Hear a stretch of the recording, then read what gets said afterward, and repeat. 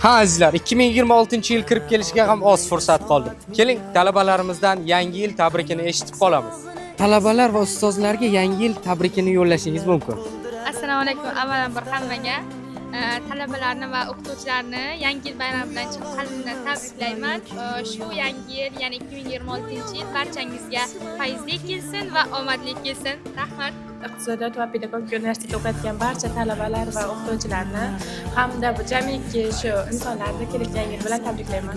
Assalomu alaykum, hammaga yangi yil muborak bo'lsin. Keladigan 2026-yilga hamma baxt, omad, eng chiroyli dunyodagi eng chiroyli tilaklarni tilab qolaman. Barcha kursdoshlarimga hamda Pedagogika universitetining barcha talabalari va qadrli ustozlarimizga yangi yil bilan chin dilimdan tabriklayman. Yangi yil, yangi omad, g'alabalar, yutuqlar, yangi hayot, eng yaxshi yutuqlar, natijalarni tilab qolaman. Mana yaqinlashib kelayotgan yangi yil bilan barcha ustozlarni, biz uchun qadrli bo'lgan aziz talabalarni tabriklayman. Mana bu 2025-yilda erishmagan natijalarga 2026-yilda erishishga tilakdoshman. Hammasini xonadonida doim yaxshi kunlar bo'lsin. Ilmiy, ijodiy faoliyatiga barchani omad tilayman. Shu universitetimiz gullab yashnaversin.